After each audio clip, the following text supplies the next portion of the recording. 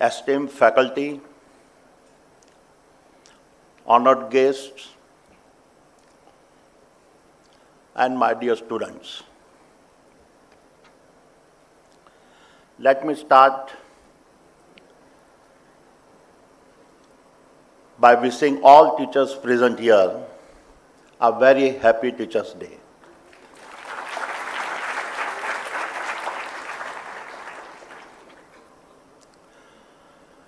It's a great honor to address all of you at Jai Hind College.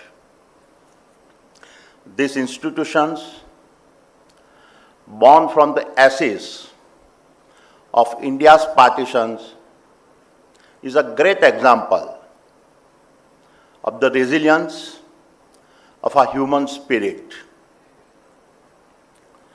I find it fascinating that 75 years ago, two visionary professors from the Jai Hind College in Karachi laid the foundation for these institutions in two tiny rooms.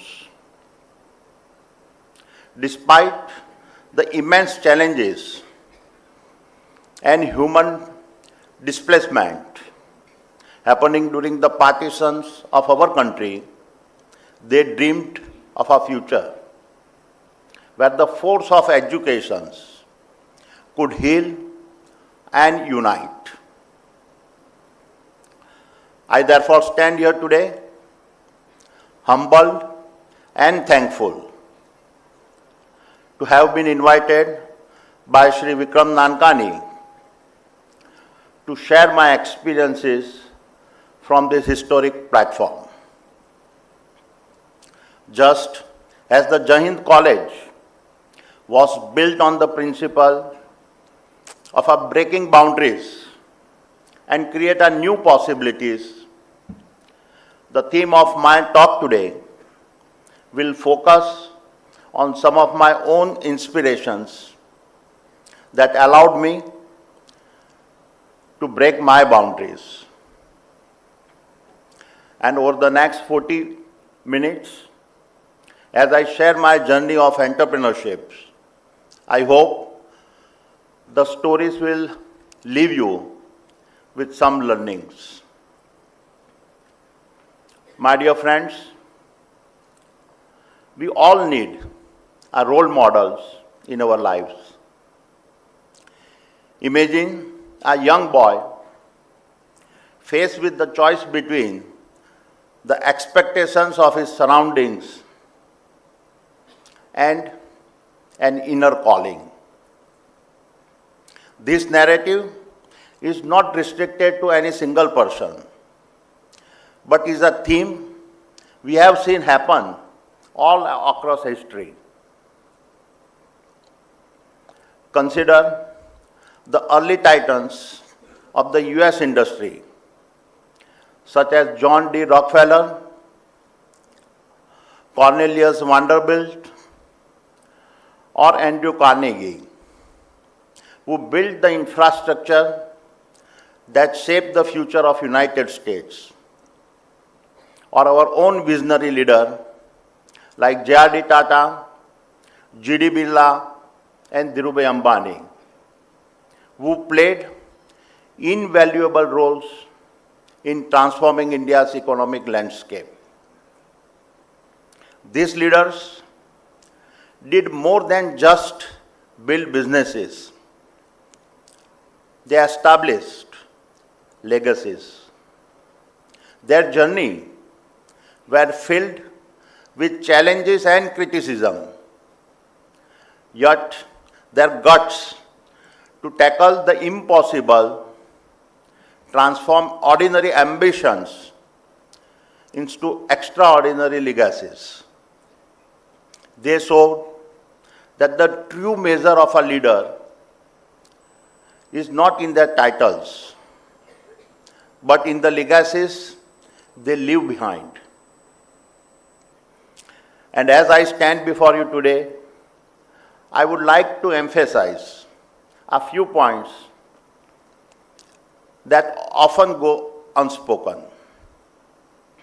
It is easy to criticize the present, but history as a way of highlighting the profound contributions of those who dared to break boundaries.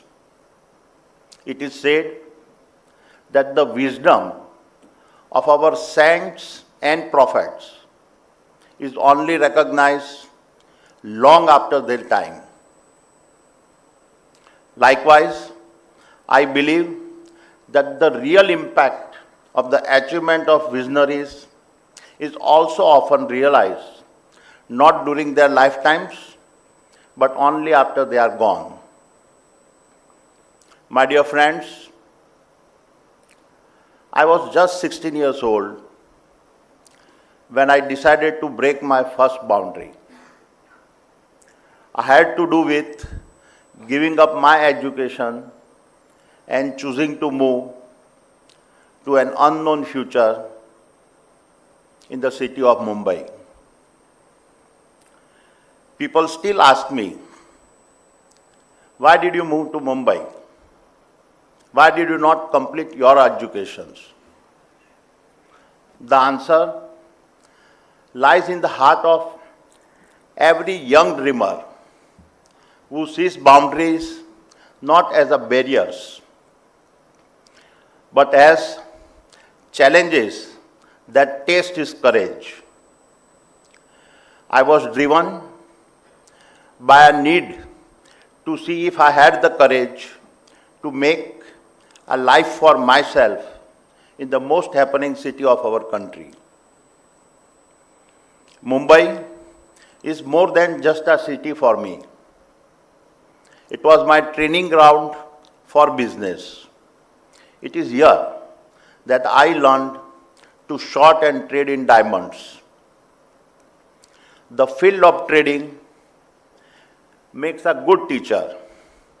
I learned very early that an entrepreneur can never be frozen by over-evaluating the choices in front of him. It is Mumbai that taught me to think big. You must first dare to dream beyond your boundaries. But life has a way of taking unexpected turns. Just as I was turning 19, I was called back by my elder brother to assist in running our small-scale PVC film factory situated near Ahmedabad. The business was faced with many challenges, primarily due to extreme government control and restrictive import policies, leading to severe shortages of raw materials. This was my first real encounter with the limitations of the business environment in India. Yet, it was also an early lesson that laid the ground for the next set of business I was to start on. The mid-1980s marked the beginning of transformation in India. In 1985, under the leadership of Sri Rajiv Gandhi, the country took its first steps towards economic liberalizations. The easing of import policies opened up new possibilities for businesses. Having run our PVC factory, I understood the pains of the small-scale import sectors, and therefore, despite having no prior experience in trading, I saw an opportunity in this environment of a new policy. I took a leap and established trading organizations for importing polymers to supply to the struggling small-scale industries. By the time I turned 23, my trading venture was doing well. Then came 1991, when India faced a severe foreign exchange crisis that brought the country to the brink of economic collapse. It was during this crisis that Shri P.V. Narasimha Rao, the then Prime Minister, and Dr. Manmohan Singh, the then the Finance Ministers, outlined a series of bold economic reforms. These reforms included reducing of import tariffs, deregulating industries, opening up the economy to foreign investments, and encouraging public-private partnership in infrastructure development. Every nation has its transformative years that change the direction of its future. 1947 was about a free India. 1991 was about liberalization of our businesses. And in 2014, under the leadership of Prime Minister Shri Narendra Modi, the essence of freedom was further accelerated as reforms and good governance took a central stage. All these years stand as a turning points, each building on the other in India's remarkable journey. Reflecting on the events between 1985 and 1991, it is clear to me that these were more than just moments of economic change. They were forces that reshaped the business landscape of India and laid the foundation for India's transformations. These reforms marked the end of the license Raj, a period defined by excess regulation and control over the Indian economy.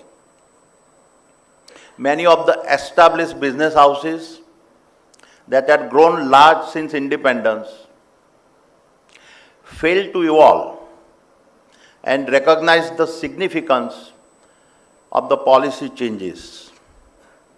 They held on to the status quo, unable to evolve, and over time become weak or irrelevant. Meanwhile, those who dared to break boundaries, capitalize on the opportunities, and set themselves up for success.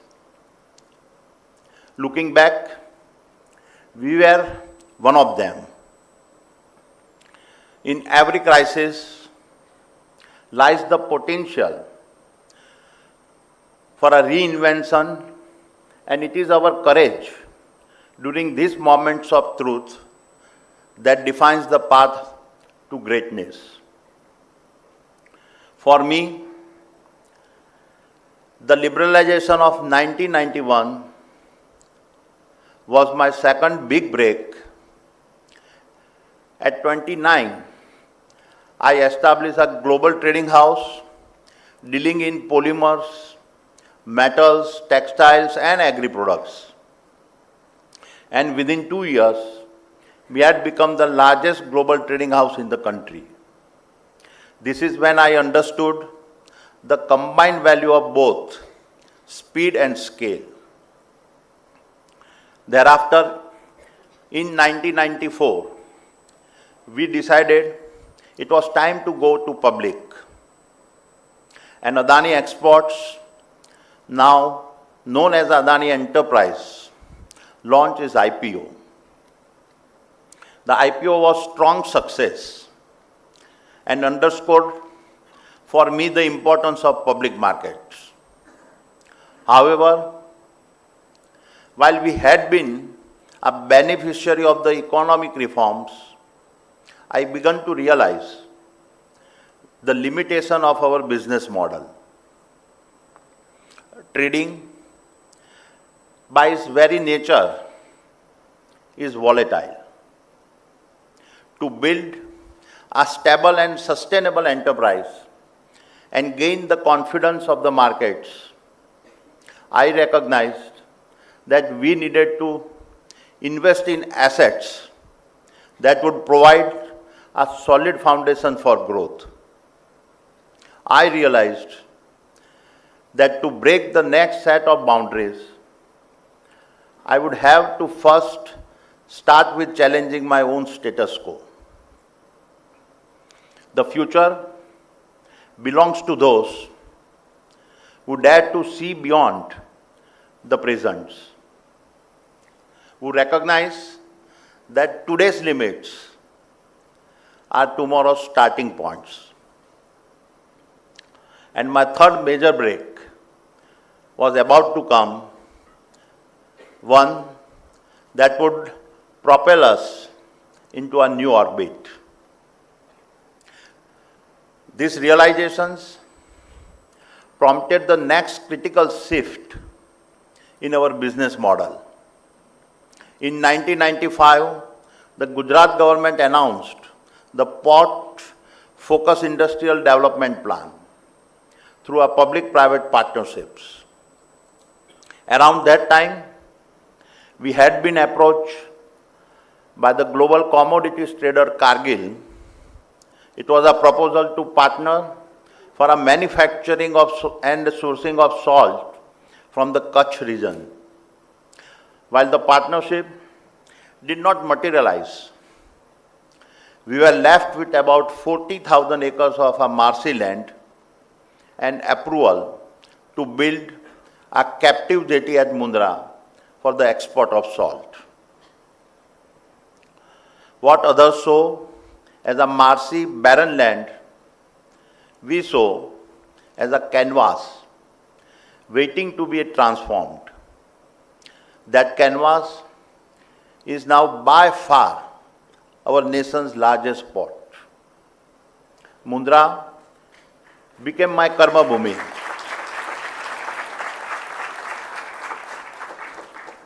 Mundra became my karma bhumi and made my vision a reality. A powerful testimony to the fact, what you dream, you create, and what you think, you become. Mundra today hosts India's largest port, the largest industrial special economic zone, the largest container terminals, the largest thermal power plants, the largest solar manufacturing facility, the largest copper smelter, and the largest edible oil refinery. And yet, we are only about 10% of what Mundra will eventually become.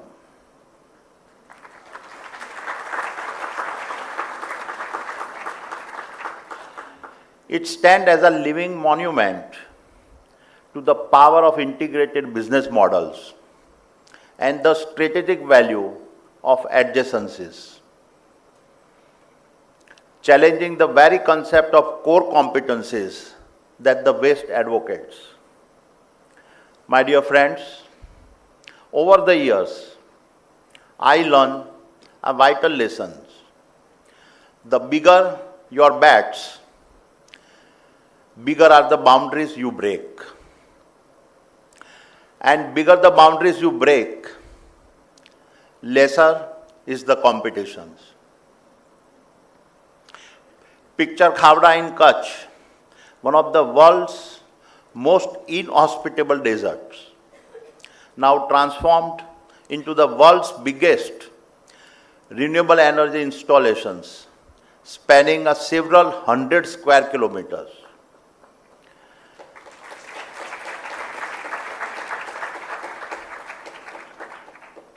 Khavda is not just another project, it is a vision, already generating more than 3,000 megawatt of clean energy and on track to reach 30,000 megawatt in next 5 years. And there is no parallel to Khavda today.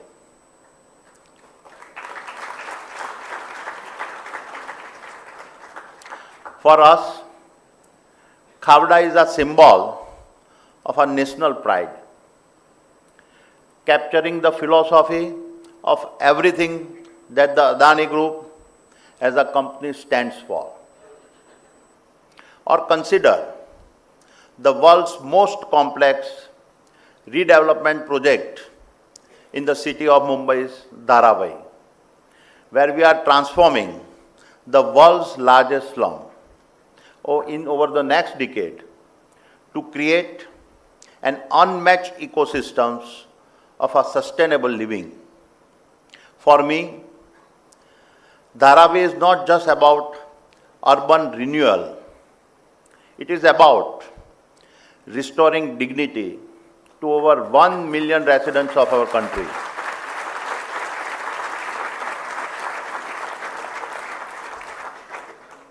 It is about the possibility when you dare to dream big and act with purpose. My dear friends, while we have helped redefine India's infrastructure across airports, ports, logistics, industrial parks, and energy, it is not the victories that define us. It is the mindset to take on and overcome challenges that has shaped the Adani Group's journey. Over the years, we have assembled a set of leaders who dare to repeatedly venture into the unknown. Even in the face of unprecedented challenges, it is their guts that inspire others to rise. This form of leadership is the very essence of what defines the Adani Group. And our leadership spirit was never more visible than during the financial market attack in January last year. It was a short-selling attack initiated from abroad. This was not a typical financial strike. It was a dual assault targeting our financial stability and pulling us into a political storm. It was a calculated move, timed just days before the close of our fallen public offer and designed to cause a maximum damage and further amplified by certain media with a vested interest. In the middle of all this turbulence, we made an extraordinary decision. After successfully raising rupees 20,000 crore through India's largest ever FPO, we decided to return the proceeds as a sign of commitment to the value we hold.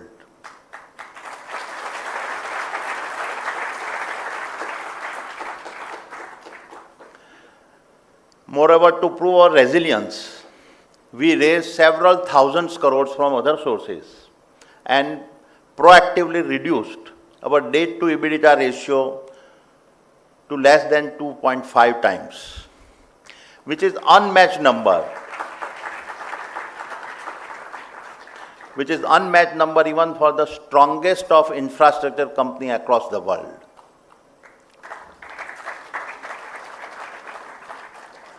Moreover, our all-time record financial results delivered in the midst of the attack showcase our commitment to operational excellence and was best validated by the tremendous support from the global rating agencies, the financial community, and investors like our GQG partners, Total Energies, IHC, QIA, and the US Development Finance Corporations. The Supreme Court of India's affirmation of our actions was the final vindication of our approach. However, the most profound lesson from this trial was that breaking real boundaries is not about overcoming external challenges. It is about shattering the mental barriers. When the world says you cannot rise, that is when the real test of resilience begins.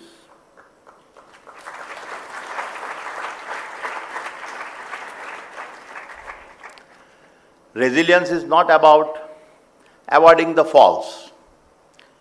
It is about rising stronger after every fall. It is about pushing through the impossible and emerging stronger on the other side. My dear friends, before I start wrapping up, I want to talk about the biggest boundary that we must all collectively break. And this is the boundary that makes us a nation which is 100% literate and has a zero poverty. I strongly believe that breaking this boundary sets us on the path of becoming the superpower that we have always aspired to be. And as a nation, we have never been closer to this aspiration than today. We stand on the brink of an incredible period where India is poised to become one of the greatest growth platforms the world has ever witnessed. Our nation's greatest strength lies in its youth. A functioning democracy's biggest advantage is the dynamism that comes about because of its demographic dividend. I started my journey at just 16, and I have always believed in the power of our young generations. Today, with a median age of just 29, India is positioned to be the world's largest consumer society. By 2050, the key driving force behind unprecedented economic growth.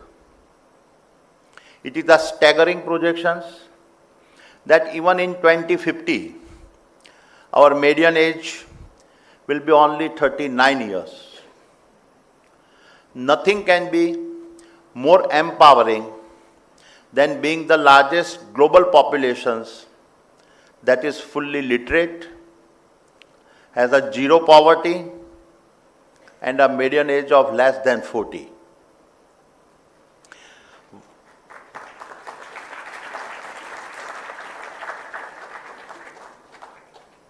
What makes India's growth even more certain and exciting is the tremendous momentum driven by our digital transformations. Over the past decade, we have built a formidable digital infrastructure that is now the envy of the world. Take UPI. It is a revolution in a digital finance that has made seamless transactions a way of a life for millions. Also, our leadership in a mobile technology has further empowered every corner of our nations, making digital inclusions a reality. And this is just the beginning. According to a 2023 report by the prestigious Australian Strategic Policy Institute, India now ranks among the top 5 nations in a 45 out of 64 critical technologies. Over the past decade, India has transformed from a minor player to becoming a formidable global contender, strongly positioned across a broad spectrum of technology-related fields, including space explorations, defense, quantum technology, and artificial intelligence.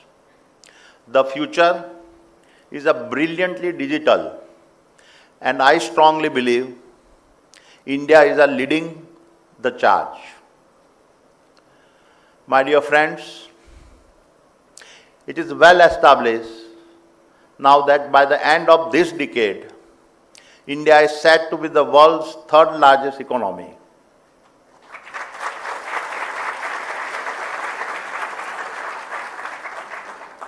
With the government in its third term, India is also positioned to consolidate the several groundbreaking initiatives launched by the government and continue the economic and social programs that have driven our spectacular journey over the past decade. The trend lines are very clear. Following our independence, it took us 58 years to reach our first $1 trillion of GDP, 12 years for the next trillion, and just 5 years for the third. I anticipate that within the next decade, India will begin adding $1 trillion to its GDP every 18 months and putting us on a track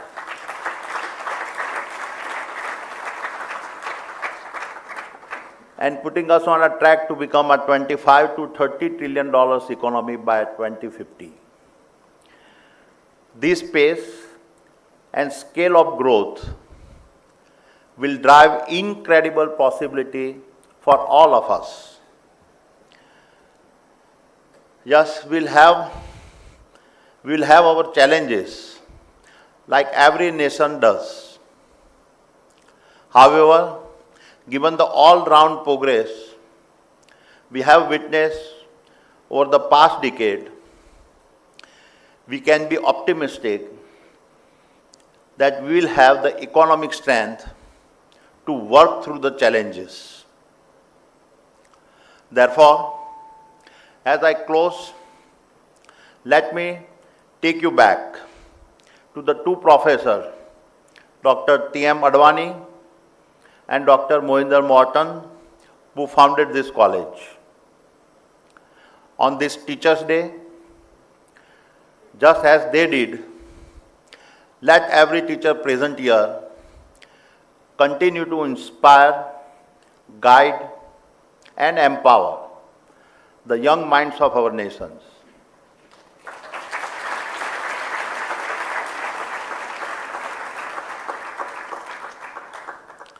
Every action we take and every boundary we break is not just for ourselves, but for the generations that will follow.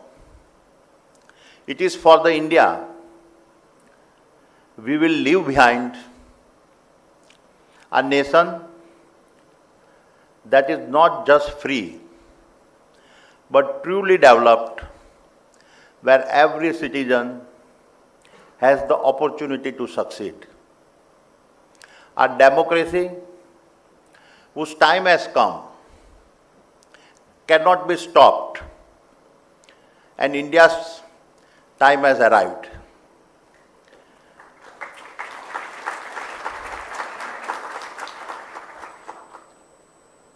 The future is ours to create, and the boundaries we break today will define the India of tomorrow.